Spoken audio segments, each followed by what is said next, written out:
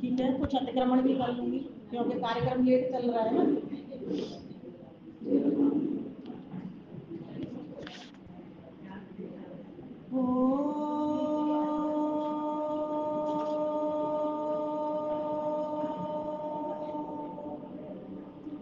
शन्नो मित्रः शं वरुणः शन्नो भवत्वर्यमा शन्न इन्द्रो बृहस्पतिः शन्नो विष्णुरुक्रमः।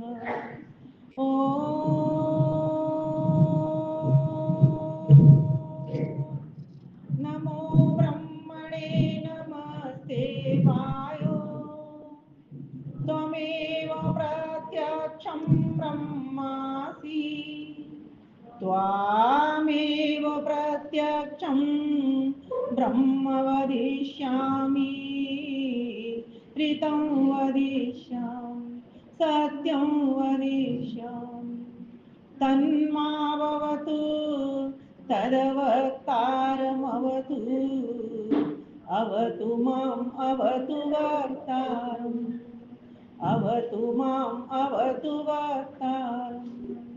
ॐ नमस्ते अस्तु आयते नमो अस्तु परायते नमस्ते प्राणतिष्ठतः आसीनायोत ते नमः आसीनायोत ते नमः। ओम शांति शांति शांति। आर्य समाज सेंट्रल सेक्टर 15 फरीदाबाद 36वां वार्षिक उत्सव एवं 31 कुंडीय महायज्ञ। इस कार्यक्रम के समस्त आयोजक बंधु जिनमें से आज जो महिला सम्मेलन हो रहा है, ऐसी हमारी महिला समाज की यशस्वी प्रधाना विमल सचदेवा जी, वरिष्ठ उप प्रधान जी आदरणीय R.K. रेखी जी, कार्यकारी प्रधान आदरणीय डॉक्टर हरिओम शास्त्री जी, संयुक्त महामंत्री सुधीर कुमार बंसल जी, कोषाध्यक्ष आदरणीय सुकृति चावला जी, उप कोषाध्यक्ष आदरणीय शशि वर्मा जी, महिला उप प्रधान रुक्मिणी टुटेजा जी, सहमंत्री महिला आदरणीय मंजू गुप्ता जी और बहुत ही कुशल संचालन कर रही हमारी माता सुषमा बधवा जी। मेरे पीछे बैठे हैं जो हैं बहुत आगे, मेरे ही मायके से आगरा से जो आपके मध्य में पधारे हैं, ऐसे मैं अपने बड़े भ्राता आदरणीय हरिशंकर जी को भी नमन करती हूँ आपके साथ ही साथ हमारे सामने जो बैठी हुई हैं आर्य समाज की आर्य पत्नी सभा की महिला विंग की प्रधान आदरणीय रचना आहूजा जी, इनको भी नमन करती हूँ। साथ ही साथ आर्य केंद्रीय सभा से हमारे आदरणीय प्रिय भाई जिनके ऑनलाइन कार्यक्रम में आप मुझे देख पाते हैं, मैं आपके दर्शन कर पाती हूँ, ऐसे जितेंद्र भाई। और देखिए, मैं इसलिए नाम नहीं ले रही, मैं इसलिए कहना चाहती हूँ अपने माता पिता के साथ आए, इसलिए एक बार करतल ध्वनि इनके लिए जरूर करें। दूसरा, आज के इस कार्यक्रम की महिला सम्मेलन की अध्यक्षता कर रही मेरी प्यारी छोटी बहन, जिनको कि आप ऑनलाइन सत्संगों में खूब इनसे सुना करते हो, लाभ लेते रहते हो, श्रीमती श्रुति सेठिया जी। साथ ही साथ आदरणीय टुटेजा जी, शिव कुमार टुटेजा जी, जो कि ऑनलाइन कार्यक्रम में भी हम सभी को आशीर्वाद अंत में देते हैं। साथ ही साथ इस कार्यक्रम के से पहले भी जिन शास्त्री जी ने, धर्माचार्य जी ने यज्ञ कराया होगा, मैं उनको भी नमन करती हूँ। मेरी प्यारी बहन आशा जी, जब आदरणीय भाई जी नहीं होते तो संचालन के लिए आती हैं, पर आज उषा चितकारा जी मुझे शायद यहाँ पर दिखाई नहीं दे रही हैं, किसी कारण से वो नहीं आ पाई हैं। अच्छा, कोई नहीं, भगवान उनको स्वस्थ करे। और अभी जिनके बहुत ही सुंदर मधुर कर्णप्रिय भजन सुन रहे थे ओजस्वी वाणी में, ऐसे हमारे भजनोपदेशक जिनका मुझे प्रथम ही नाम लेना चाहिए था, भाई प्रदीप शास्त्री जी। जिन जिन समाजों से आप आए हैं, NH4 से, जैसा श्रीति जी ने बताया, हमारे प्रधान जी भी आए हैं, शास्त्री जी, उनको भी। आप सभी भी किसी न किसी पद पर, जिम्मेवारी पर बैठे हुए प्रबुद्ध जनों को, माताओं को, बहनों को, बंधुओं को मैं हाथ जोड़ करके हार्दिक अभिनंदन, वंदन और नमन करती हूँ। स्वीकार कीजिए, स्वीकार कीजिए, स्वीकार कीजिए। और जो कोई मुझसे कुछ छूट गया हो उसका अपने आप से मेरी तरफ से नाम ले लीजिएगा। हंसते रहो, खिलखिलाते रहो, बस यही नारी का धर्म है। कभी रूठना नहीं, कभी टूटना नहीं, कभी झूठना नहीं। झूठ भी बहुत बोलती हैं स्त्रियां। और पुरुष वर्ग ये ना समझे कि ये हमारे सामने, और नारी भी ये अपमान नहीं समझे इस बात को, ये हकीकत है। बालकों का निर्माण करते समय वो ये भूल जाती है कि मुझे इसको किस तरीके से कहना है बात को। हर बात में बेटा ये कह दे, क्या फर्क पड़ता है, कह दे। बात ये नहीं है। नारी ने बहुत अच्छे अच्छे कर्म किए हैं। हमारा इतिहास नारियों के त्याग से, बलिदान से, भक्ति से, शक्ति से, पातिव्रत से भरा हुआ पड़ा है। आप और हम सभी जानते हैं। जैसा कि अभी एक अर्थ निकल करके आ रहा था, नारी जिसका कोई ना अरी शत्रु नहीं हो।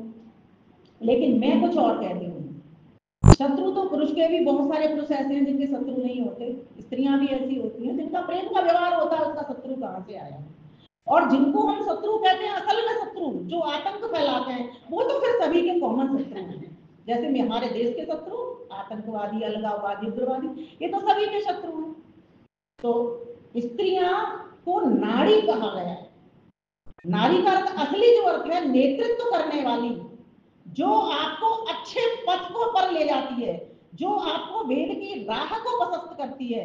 जैसे कि हमारी वैदिक काल के भीतर कौन हुई, गार्गी, मैत्रेयी, है ना, सुलभा, घोषा, काला, भरा पड़ा हुआ है हमारा इतिहास जब आप पढ़ो। और ऋषिकाएं, वेदों की ऋषिकाएं, जहां ऋषि हुए वहां ऋषिकाएं हुई। ऋषिकाएं अर्थात जो मंत्र की दृष्टा होती है, मंत्र का दर्शन कर लेती हैं, मंत्र को देख लेती हैं।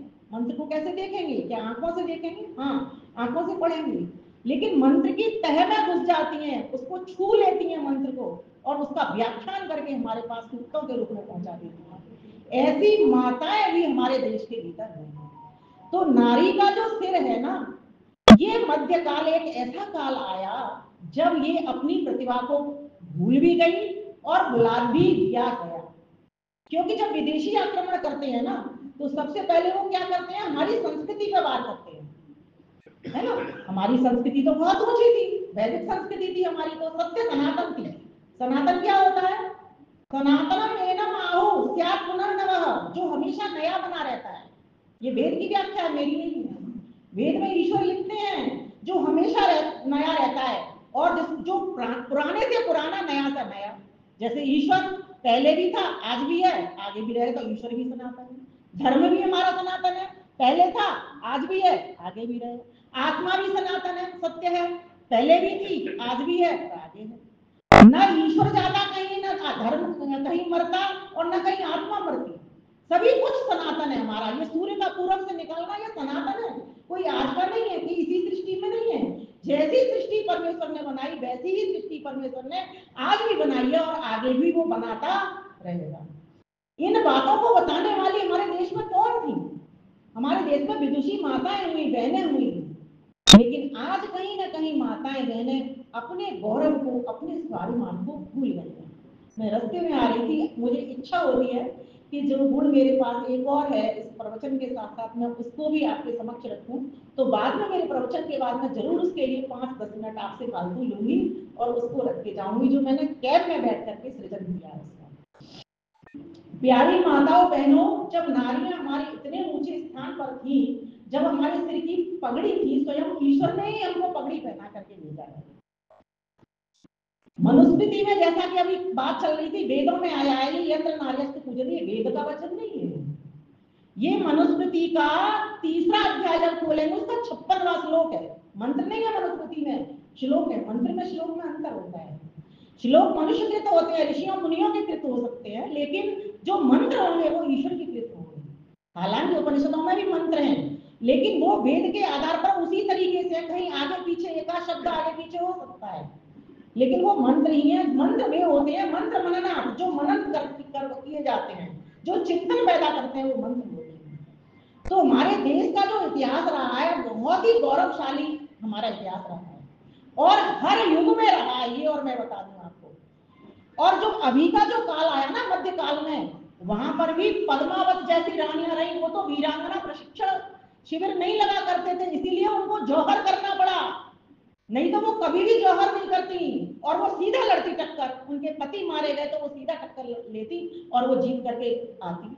लेकिन फिर भी उन्होंने अपने अस्तित्व को, सतीत्व को बचाया। इसीलिए उन्होंने कई लाखों, कहते हैं कोई संख्या तो पता नहीं, कहीं हजारों लिखी होती, जो भी हो, बस आप मतलब की बात उसमें से पढ़ लीजिए कि सभी को लेकर के, क्योंकि वो कुत्तों के हाथों में जाना नहीं चाहती। सोचो, बजाओ अपनी महिलाओं के लिए तालियां।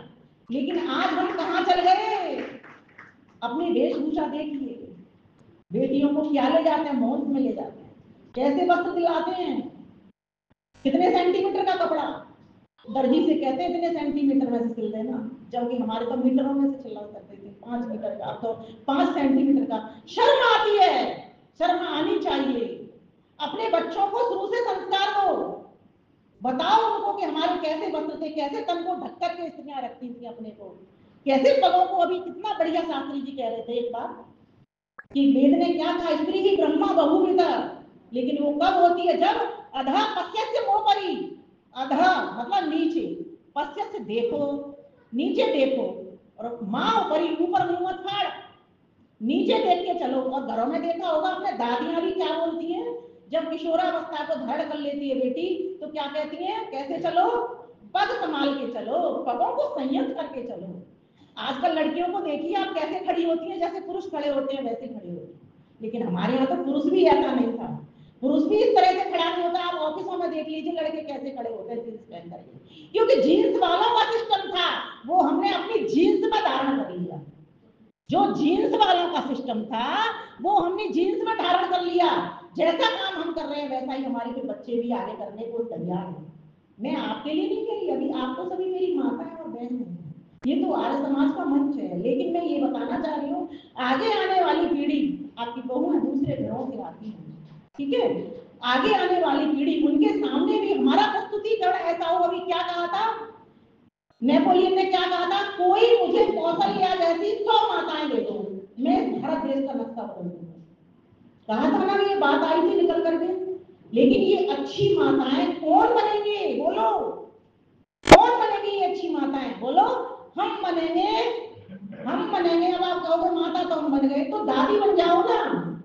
मतलब तो समझो मैं क्या कहना चाह रही हूँ, दादी बन जाओ। हमारी दादी कहानी सुनाती थी, मैं बगल में लेके सुनाती थी। लेकिन आज बच्चों की स्थिति क्या है? बच्चों का बस 5 साल का बच्चा हुआ, उसका अलग से रूम, उसी तरीके की डिजाइन बन जाती है कमरे की, उसी तरीके की उसकी डेस्क वगैरह लग जाती है, उसी तरह से उसको अलग, जैसे विदेशी लोग उनको अलग रखते थे, ठीक इसी प्रकार से भारत ने पूरी तरीके से उसको फॉलो कर दिया। आप देखिए बच्चा जाएगा तो जाएगा क्या। लेकिन आज वो फिर क्या स्थिति बन रही है कि हम दो, हमारे 2 थे, उनमें से अब क्या हुआ? हम 2 ही रह गए, और उन 2 में से भी एक चला गया तो एक रह गया। अब वो एक किसके साथ में है? वो नौकरों के साथ में है। और वो नौकरों ने जब गले पर छुरी फेर दी तब तुम कहां जाओगी जी? सब गए विदेश में चले गए। मैं विदेश इतना पसंद आने लगा, मेरी बेटी गई पढ़ने के लिए, वहां से बताती है, माँ ये विदेश का इतना हल्ला मचा हुआ था। मुझे आदरणीय रचना जी ने भी एक किस्सा सुनाया था, कहते हैं हम भारतीयों को तो ऐसे ही समझते हैं, इलाज भी करने के लिए तैयार नहीं होते जब उनकी प्रॉब्लम्स आई थी, उनको एक्सीडेंट हुआ था। तो मेरी बेटी ने भी यही बात बताई थी कि वहां पर इतनी असुविधाएं, इतनी अशांति है, वहां पर सब लोग पैसे के पीछे दौड़ रहे हैं। हर व्यक्ति वहां पर धन के पीछे दौड़ रहा है कि किसी भी तरीके से मैं धन को पकड़ूं। देखो कहती है वो, खाना स्वयं बनाओ, कपड़े स्वयं धो, सब काम जैसे हमारा गांव था ना, इस तरीके से उन्होंने अपना कर लिया। हमें भी वही करना पड़ता है। लेकिन हमारे देश में तो सब काम हमें हाथ में मिलता था। माँ बाप मुझे हाथ में रोटी देती थी, हाथ में पानी देती थी। लेकिन ये सब यहाँ पर कुछ भी नहीं, सारा दिन काम में, 24 घंटे टूटी काम में लगी रहती है। बोले हम पढ़े तो पढ़े, ऐसी स्थिति है, वहां शांति नहीं है। लेकिन ध्यान दीजिए, अगर हमने, अब बच्चियों को दिक्कत क्यों आ रही है? क्योंकि बच्चियों को हमने यहाँ पर काम करने नहीं दिया। अब ये बात समझ में आ रही है जब बच्ची बाहर गई है तब। लेकिन पहले से अगर ये समझ में आ रही होती तो हम बच्चों को गांव की तरह से वो शिक्षा दे रहे होते कि खुद अपनी थाली उठा करके रखो, खुद अपना पानी पियो। कोई अतिथि आता है तो उसको अतिथि के सामने कैसे प्रेजेंट करो तुम। आज अतिथि आकर के चले जाते हैं, पूछते हैं तुम्हारे कितने बच्चे हैं, लेकिन बच्चे आकर के उनको नमस्ते नहीं करते, वो कमरे में ही बंद बैठे रह जाते हैं। और क्या बहाना लगाते हैं कि हम तो पढ़ रहे हैं। ये सच्चाई है कि नहीं? एक बार हाथ ऊपर कर दो। ऐसी इस तरह का माहौल, लेकिन ये कब आया। मैला का अर्थ पता है क्या होता है? मेले की, मैला के बहुत अर्थ होते हैं, लेकिन यहाँ एक अर्थ कहूँ, मैला का अर्थ होता है जो पृथ्वी की तरह महान हो। पृथ्वी क्यों महान है? क्योंकि इसी में से सारा कुछ रत्न निकल रहा है। माताएं कब महान होंगी? जब वो अपनी संतति का निर्माण रत्न के रूप में निकालेंगे। भगवान राम रत्न थे कि नहीं? कृष्ण रत्न थे कि नहीं? शिवाजी रत्न थे कि नहीं? अभी छावा मूवी किसने देखी? बोलो कितने लोग देख चुके? जो रह गए हैं वो जरूर देख करके आना, मेरे कहने से देख करके आना, सभी टॉकीजों में लगी हुई है। और आप तो देखेंगे ही, अपने सेवक सेविकाओं को, अपने परिवार के लोगों को, अपने रिश्तेदारों को, मित्रों को, सभी को बताइए हमारे ऊपर कम जुल्म नहीं हुआ। वो तो धन्य हो, मैं श्री दयानंद सरस्वती उनको बार बार कोट कोट नमन करती हूँ। अगर वो नहीं आते तो आज हमारी स्थिति पैरों की जूती होती। हम पैरों में पड़े होते। कौन हमको इस माइक में बोलने देता? कौन वेद मंत्रों को पढ़ने देता? कौन हमको ब्रह्मा बनाता? कौन हमको इतने बड़े बड़े क्षेत्रों में, देखो आज तो हमारी दिल्ली की भी मुख्यमंत्री महिला बनी है। बजाओ ताली, ठोको ताली। अरे महिला होने का गर्व करो, लेकिन गर्व करने से पहले कुछ काम भी करो। वो लेडीज कब से काम कर रही है, तब जाकर के आज उसको कुर्सी मिली है। आज हम कुर्सी पहले पकड़ते हैं, लेकिन नियम क्या होना चाहिए? जिनमें योग्यता है उनकी योग्यता को देख करके उनको कुर्सी पर बैठाओ, उसका लाभ लो, फिर तुम योग्य हो जाते हो, तब तुम कुर्सी अगर तुमको मिलती है तब तुम उस कुर्सी को धारण करो। प्यारी माताओं बहनों, बहुत सारी बातें हैं, एक प्रवचन में नहीं समेटी भी जा सकती, लेकिन मैं कहना चाहूँ वेद क्या कहता है, स्त्री का स्वभाव कैसा है। जहां वो चंडी हो, जब जरूरत पड़े आतंकवादियों की सफाई करने के लिए तो वहां चंडी बन जाए, और जब सीता की तरह कोमल बनने की जरूरत पड़े तो सीता ही हो जाए। सीता ने दोनों रूप धारण किए कि नहीं? रावण के आगे कैसे जीती, सोचो, कैसे पतिव्रत और पवित्र बनी रही हो। एक तिनके का सहारा आप लोग बोलते हो ना, वो तिनके का सहारा क्या है? वो आत्मबल है। क्या रावण उसके तिनके को अगर डंडी को पकड़ के बैठ जाते तो हिला नहीं सकता ना? डंडी नहीं थी, वो आत्मबल था, उसका आत्मविश्वास था। वो बिल्कुल नहीं डर पाया। उसने कितने लालच दिए, कितने प्रलोभन दिए, और अंत में भी जाकर राम जी से स्वयं उसने कह दिया कि प्रजा तुमको क्या कहेगी, मैं स्वयं अग्नि परीक्षा दूंगी। सोचिए उस महान स्त्री के लिए एक बार ताली हो जाती। हम इतिहास को क्यों बार बार पढ़ते हैं? हम इतिहास को बार बार क्यों जीवंत करते हैं? क्यों उसका रिवीजन करते हैं? इसीलिए करते हैं कि हमारे भीतर की वे भावना है, कुछ करें। देखो अब हम कितने वर्ष हो गए, मुझे लगता है सब 50 से ऊपर के होंगे, कोई एक आध छोटा भी हो सकता है। 50 के बाद का क्या काल था हमारे लिए? न तो ब्रह्मचर्य का था, न गृहस्थ का था। कौन सा था? वानप्रस्थ का काल था। वानप्रस्थ का काल क्या होता है? देखो, ब्रह्मचर्य के काल में व्यक्ति व्यक्तित्व अपना स्वयं का व्यक्तित्व निखारता है, मतलब अपने आप को चमकाता है। लेकिन जब गृहस्थ में पदार्पण करता है तो अपने परिवार को चमकाता है। लेकिन जब आपका स्वयं का व्यक्तित्व निखर गया और आपने अपने परिवार का व्यक्तित्व बना लिया, ठीक, दोनों मस्त हो गए, तब आपका तीसरा कर्तव्य क्या बनता है? समाज को निखारिए। तो अब आपको क्या करना होगा? ये आपका 36वां वार्षिकोत्सव है। कौन सा है बोलो? अब आपने 31 से 36 में होना है। 36 गुणों को अच्छा मानने जाता है ना, तो 36 गुण वाला आपको बनना होगा। एक संकल्प लीजिए, अगर आपकी समाज की संख्या 4 होती है, सोचिए कल से मैं इसको 8 करूंगी। बोलो कितनी माताएं तैयार हो रही हैं? अब आपको तो हमारे कहने से तो कोई आता नहीं है। सुनो माताओं बहनों, आप एक बार कहते हो, अगर किसी ने कह दिया कि मैं नहीं आ सकता, तो आप उसके पीछे नहीं लगते। आपका बच्चा जब बात नहीं मानता तो आप कितना उसके पीछे पड़ते हो जी, बार बार उससे मनवाते हो। ये काम समाज के इस तरह से नहीं होते। आपको फोन करना पड़ेगा, आपको उनके घर में चाय जाके पीनी पड़ेगी, आपको उनके दुख में जाना पड़ेगा, दुख में सहयोगी होना पड़ेगा। हम सुख में जाना तो चाहते हैं कि श्रुति जी मुझे शादी में मिलाएं, श्रुति जी मुझे शादी में बुलाएं, लेकिन क्या मैं कभी सोचती हूँ श्रुति जी को कोई परेशानी है? एक उदाहरण बोल रही हूँ। तो हमारा क्या कर्तव्य बनता है? जब किसी पर आपदा आए, विपत्ति में कोई फंसाए, तो जरूर उसके साथ ही बने। दूसरी बात, कभी कभी ये सोचिए कि वास्तव में मेरा पड़ोसी भी तो मेरा अपना है।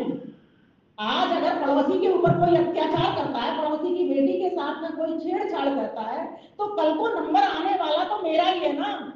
भाई मेरा पड़ोसी है वो इसीलिए। तो जब मैं अपने पड़ोसी की मदद नहीं करूंगा तो मेरी कौन मदद करेगा?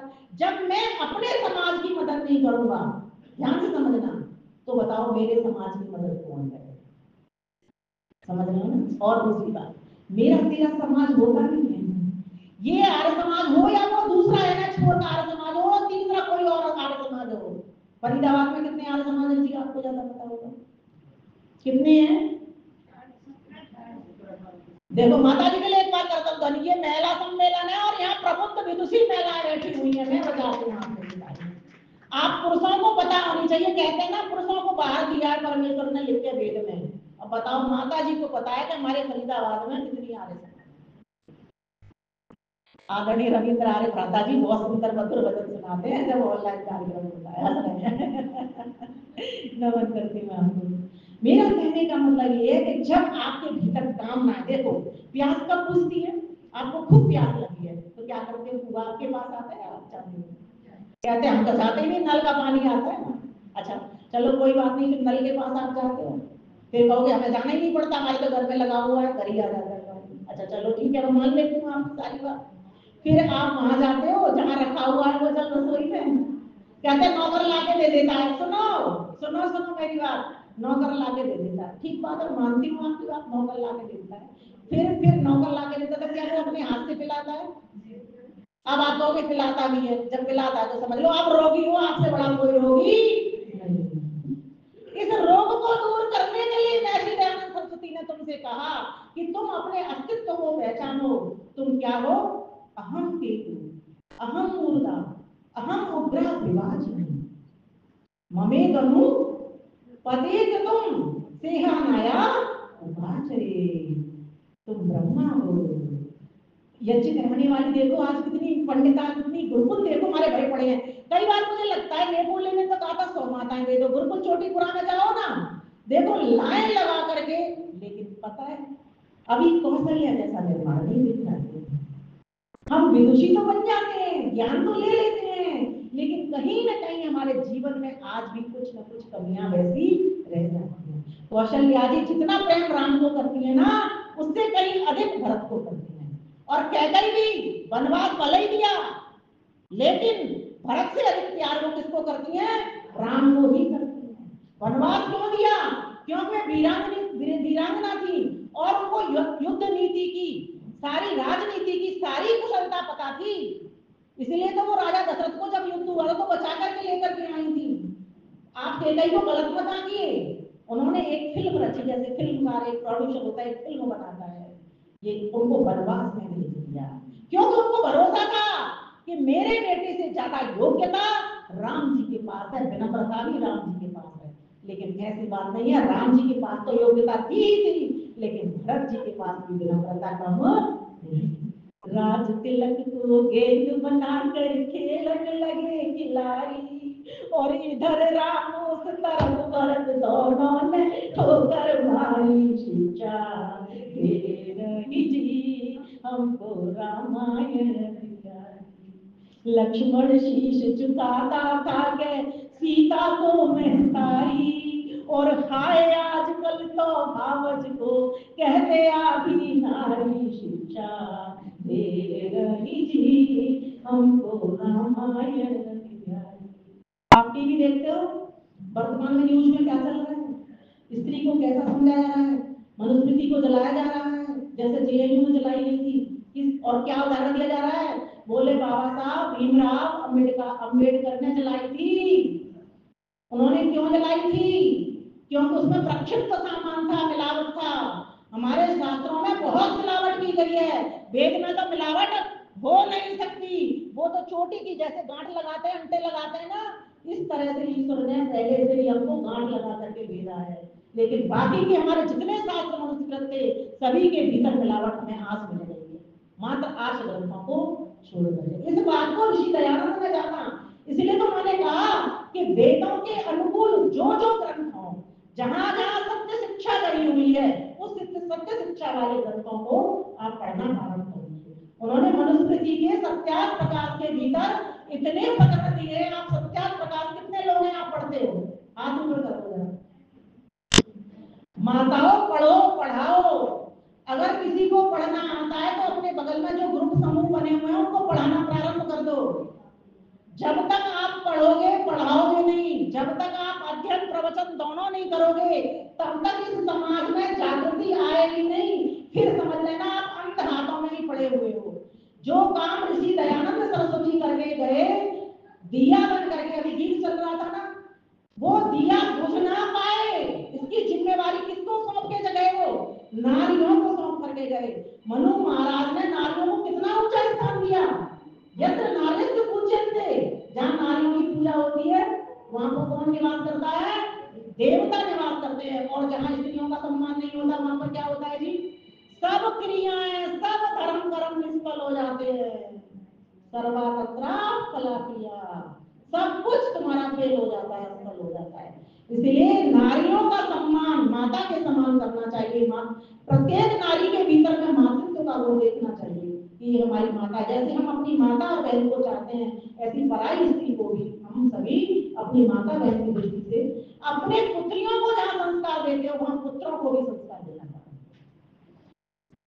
आप देखो, मनुस्मृति में लोगों ने कहा कि हम तो इसलिए चला रहे हैं कि हम स्त्रियों को नीचा कहा, लेकिन मनु महाराज का कल ही में एक श्लोक पढ़ रही थी और उन्होंने कहा कि मनुस्मृति में तो शिक्षा की बात कही नहीं लिखी स्त्री की, लेकिन वहां तो सीधी सीधी लिखी हुई है कि गुरुओं के पास जाकर के स्त्रियां वेदाध्ययन किया करें, गुरु सेवा किया करें और गृहस्थ के धर्म को नियम को भी निभाया करें। और वेद ने ही स्वयं एक मंत्र हमको और दे दिया, अथर्ववेद के भीतर आया ये मंत्र, बताती हूँ आपको। अघोर चक्षु अपतिग्निस्योना शर्मासु सेवा सुयमा गृहेभ्यः वीरसूते वृकामा संकेदिति मयि सुमनस्य माना सुमनस्य माना। इतना सुंदर मंत्र दे दिया हमको। अगर हम वेद स्वाध्याय करने लगे, अब तो वो भी चक्कर खत्म हो गया कि हमको संस्कृत नहीं आती। अब तो तरह तरह के विभिन्न विद्वानों ने इतना सरल कर दिया मंत्रों को कि आप घर में अपने जैसे गीता रामायण पढ़ते हो ना, ऐसे पढ़ सकते हो। हमने चतुर्वेद शतकम कई सारे बना डाले। अभी भी मैं एक अपना चतुर्वेद शतकम लाई हुई है, इसमें 400 मंत्र हैं और इसी तरीके से जैसे अभी मैं गा रही हूँ उसी तरीके से लय बना करके उनको गा सकते हैं आराम से। इस तरह के पुस्तकों को रखिए। जैसे दयानंद मंजरी, दयानंद के बारे में जब जीवनी का पता चलेगा, दयानंद रचती, इसमें बहुत सारे गीत भी डाले हुए हैं मैंने, बहुत सारे आप गीतों को भी गा सकती हैं, उनकी जीवनी भी डाली, उनका कर्तृत्व, व्यक्तित्व, उनके गुण, सब कुछ एक छोटी सी पुस्तक में मिल जाएगा। अगर आप ध्यान करना चाहती हैं, ईश्वर से जुड़ना चाहती हैं, जुड़ना भी क्यों नहीं चाहें, जिस कार्य के लिए हमें ये मनुष्य का चोला मिला है, स्त्रियों और पुरुषों को सभी के लिए ध्यान करना जरूरी है। सिर्फ पुरुषों का काम नहीं है या सिर्फ बूढ़े बड़ों का काम नहीं है। ये हम लोगों को जब तक बचपन से ये लौ नहीं लगती ना, लगन नहीं लगती, तो बुढ़ापे में जाकर के हमसे भजन नहीं होगा। ध्यान से देना। बहुत सारी महिलाएं ये कहती हुई सुनी जाती हैं, अभी बच्चे छोटे हैं, फिर चलो शादी भी हो गई, बोले अब मुझे ना पोते पोतियां इनके संग लगना पड़ता, बाजार जाना पड़ता, ध्यान कम करना। भाई बात सही है, ये लगना तो पड़ता ही और लगना ही चाहिए, लेकिन फिर भी तो अपने लिए 3 घंटे पिक्चर का समय अगर पति देव टिकट लेकर के आ जाता, 3 घंटे निकाल के आते हो नहीं आते, बताओ सच्ची है नहीं ये बात? नहीं है। पिक्चर देखने नहीं जाते। कितने माताएं चलो हाथ ऊपर करो, पिक्चर देखने नहीं जाते। नहीं जाती। अब आप तो माताएं हो गई, आपकी बहू में जाती, आपकी बहू में जाती है, आप नहीं जाओगी। लेकिन ध्यान देना, मैं जो जिस मूवी की बात कर रही हूँ उसको जरूर देखना। जैसे एक कश्मीर फाइल आई थी ना, है ना, द केरल स्टोरी आई थी ना, कितने गरीब बच्चों को, बच्चियों को भी हमने स्वयं ले जा करके दिखाई। जब पहले दिन रिलीज हुई थी, सबसे पहले जाने वाली मैं ही थी वहां पर। इतना मतलब मीडिया था, क्योंकि पतिदेव साथ में तो बहुत मीडिया था वहां पर। मैं कहना बताना ये चाह रही हूँ कि हमारी बेटियां ध्यान देना। देखो 30 साल तक तो शादी नहीं करती और फिर कोई उनको लड़का नहीं मिल रहा, हिंदू घरों में नहीं मिल रहा, अपने उसमें नहीं मिल रहा, वर्ण योग्यता में, तो क्या करती है, फिर मुसलमान लड़कों के संग फंस जाती है। और वो कैसे फंसाते हैं पता है?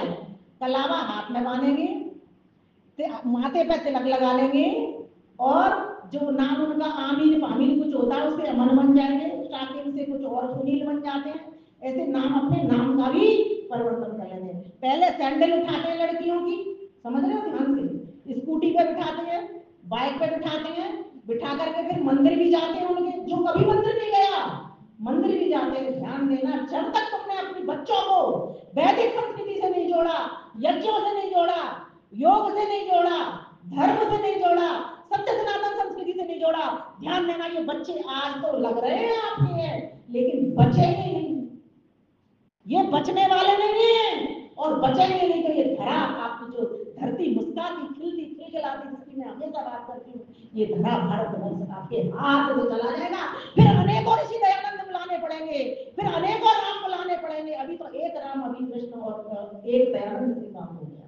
इसलिए माताओं जाग जाओ, समय को एक भी मिनट अपनी खराब मत करिए। आप बस में चल रहे हो, अगर आपको ईश्वर से लौ लगी है तो आप ध्यान करके चलिए, हर कार्य को उसको समर्पित कर दीजिए। मेरा कुछ था नहीं, मैं कुछ लेकर के आया नहीं, मैं ईश्वर का पुत्र हूँ, मैं अपने से जुड़ने के लिए, आनंद को पाने के लिए जुड़ा हुआ हूँ। इसलिए भगवान से प्रार्थना करता हूँ, भगवान मुझे अपना आनंद दीजिए। या तो ये काम करिए। दूसरा, अगर आप कर सकते हैं कुछ समाज का काम, उनके बिंदुओं को नोट करिए कि कल से मैं कुछ ऐसा नव करना चाह रही हूँ। जो सनातन धर्म और मंदिर बने हुए उनमें तो भीड़ लाखों की लगती है। एक एक जन्माष्टमी पे आप चले जाना, किसी भी पर्व पर खूब भीड़ लगती है वहां पर, लेकिन इनमें क्यों नहीं लगती? कोई तो कारण होगा उसका। ठीक है, मैं मानती हूँ सामान्य व्यक्ति है, ज्यादा होते हैं, भीड़ ज्यादा होती है, और जो विशेष व्यक्ति होते हैं उनकी संख्या कम होती है, हीरे कम होते हैं, और वैसे लोहा अलंकार बहुत होता है, मैं मानती हूँ। लेकिन ये क्या इस बात पर सबर करके बैठ गए हम, क्या हम हीरे बहुत ज्यादा पैदा नहीं कर सकते, जैसा भजन में गाया जा रहा था? आज मैंने प्रवचन में अपनी बात नहीं कही है, मैं जो भजन सुन रही थी बड़ा ध्यान से सुन रही थी, पता नहीं आप कितना ध्यान से, मैं लेकिन मैं तर्ज में नहीं खो रही थी, मैं लय में नहीं खो रही थी, मैं उनके शब्दों पे जा रही थी कि कितना कवि ने कितना तरीके से गढ़ा है। इसी प्रकार से कुछ मेरा भी ऐसा चिंतन चला, मैं भी आपके लिए एक रचना लेकर के आई, क्योंकि घड़ी की सुइयां तो वो चली जाती हैं, मुझे कहने नहीं देती आपने। देखो हमारा जो जमाना था कैसा था, मेरा साथ देना आप। लेकिन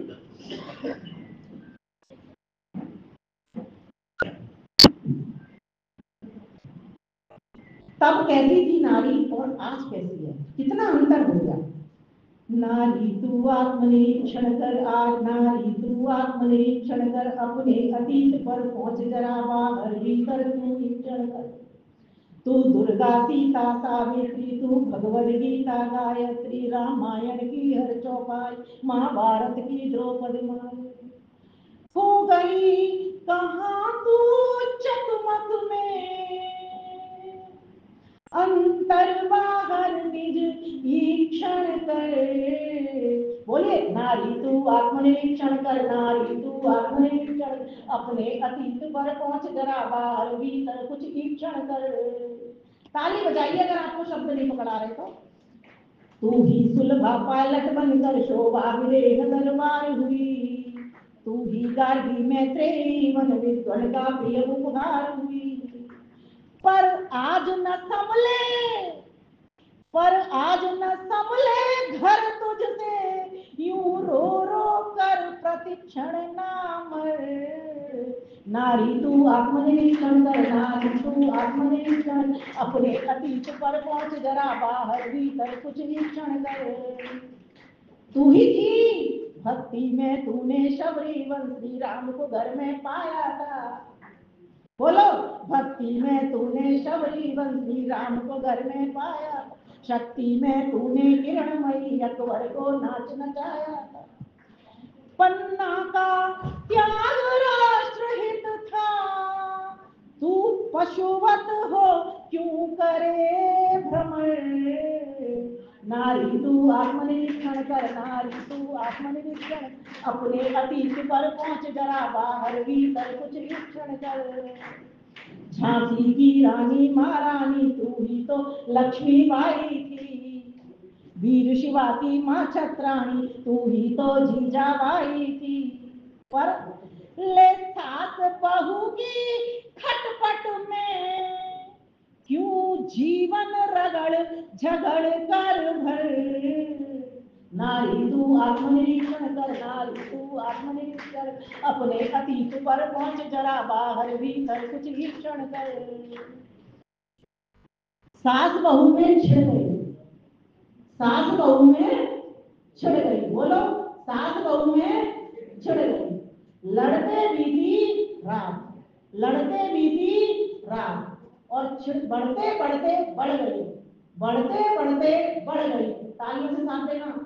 सिर्फ जरा सी बात खटोला यही विषय हो। माताओं आज हमारी स्थिति ये है, खटोला यही बिछेगो। इसलिए तू कैसी थी, तू ही तो यशोदा मैया थी जिसने कान्हा को पाया था, तू ही तो कैकई मैया थी जिसने रावण मरवाया था। श्री राम लखन से पुत्र तेरे, बोलो, श्री राम लखन से पुत्र तेरे, कार्टून जने संसार किधर। नारी तू आत्मनिरीक्षण कर, नारी तू आत्मनिरीक्षण, अपने अतीत पर पहुंच जरा बाहर भीतर कुछ ईक्षण कर। जब कार्टून देखते हैं तो हमारे भीतर कैसे संस्कार बनते हैं, कार्टून का चित्र बन जाता है। समझ रहे हो ना, जो कार्टून एक्टिविटी करता है वही हमारे भीतर आता है। बहु ही बच्चे के साथ देखती है, तो दूसरा आने वाला बेबी है वो भी कार्टून की तरह ही सारा टाइम मोबाइल में रहेगा और उसमें क्या देखता है, वो कार्टून ही देखता है। पहले टीवी में देखा करते थे बच्चे, अब मोबाइल में कार्टून। बस इतनी सी दुनिया आजकल के पेरेंट्स की रहती है, दूध का गिलास हाथ में लेकर के, खाने की प्लेट में लेकर के, और बच्चों के आगे कभी पीछे ऊपर कभी नीचे वो चलते रहते हैं, माताएं दौड़ती रहती है, इसके आगे कुछ भी नहीं। पहले 16 बताया जाता है, 12 बच्चे होते थे, किस तरह से माताएं काम करती थी। देखो हमारी बेटी आगे नाम पुकारा और ये हाजिर हो गई। सोचो, मैं तो बताया आपका नाम पुकारा था। अब सुनो, अब देखिए क्या अंतर आया। ओछे कपड़े बाहर खाना, मंदिर सत्संग नहीं जाना। ओछे कपड़े बाहर खाना, मंदिर सत्संग नहीं जाना, सोना जगना सब उल्टा हुआ। कब सो रहे हैं, दिन में सो रहे बच्चे और पूरी रात भर जागते हैं। और जो रात को जागता है इसको क्या कहते हैं, निशाचर। निशाचर कहते हैं ना। सोच लो अब आप बच्चों को क्या बना रहे हो, हम तो राम लगन की बात करते हैं, आप निशाचर बना रहे हो। तो कहा ओछे कपड़े बाहर खाना, मंदिर सत्संग नहीं जान, सोना जगना सब उल्टा हुआ, नौकरों से खाना बनवाना। बच्चों पर नजर गई ही नहीं, बच्चों पर नजर गई नहीं, फैशन किटियों पर रखे नजर। नारी तू आत्मनिरीक्षण कर, नारी तू अपने अतीत पर पहुंच जरा बाहर भीतर कुछ ईक्षण कर। बस एक पंक्ति लास्ट वाली, निष्दिन की सास ससुर सेवा। नित्य पैर मेरी माताजी, मैंने देखा है दादी माँ के पैर दबा करके सुला के आती थी।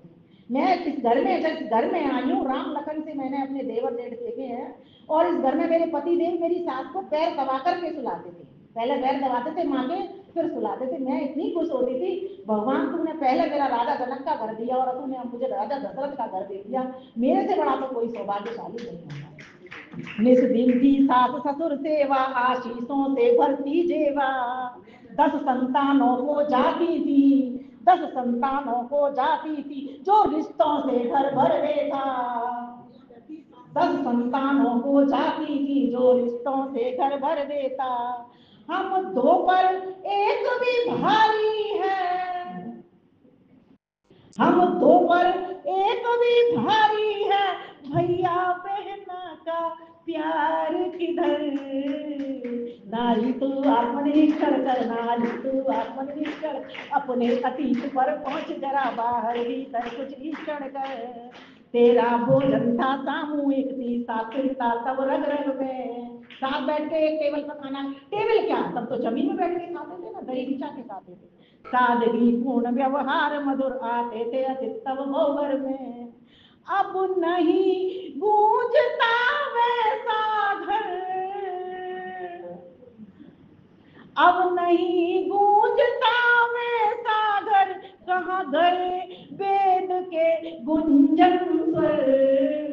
नारी तू आत्मनिरीक्षण कर, नारी तू आत्मनिरीक्षण कर, अपने अतीत पर पहुंच जरा बाहर भीतर कुछ ईक्षण कर। यदि चाहिए सुख शांति जीवन, जब तक उपसंहार नहीं करूंगी बात खत्म नहीं होगी। यदि चाहिए सुख शांति जीवन, वापिस तुमको चलना होगा। यदि चाहिए तुमको सुख शांति वापिस तुमको चलना होगा, ईश्वर के विमल वेद पथ पर कर्तव्य में रत रहना होगा, वरना तब जीवन खतरे में। मैं वापस वही संदेश दे रही हूँ, वरना तब जीवन खतरे में, ये सोच समझना गवाओ उम्र। नारी तू आत्मनिरीक्षण कर, नारी तू आत्मनिरीक्षण, अपने अतीत पर पहुंच जरा, बाहर भीतर कुछ ईक्षण कर।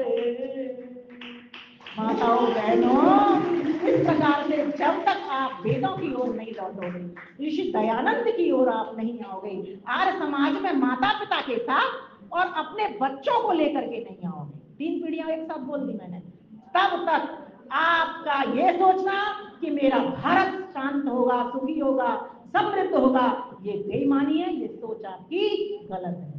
इसीलिए अगर आप चाहते हो, जिस तरह अभी हंस रहे हो, खिलखिला रहे हो, हमेशा खिलखिलाते रहें, जहां वेद वहां वेदना नहीं, और जहां वेदना वहीं वेदना। बोलिए मेरे साथ 5 बात है।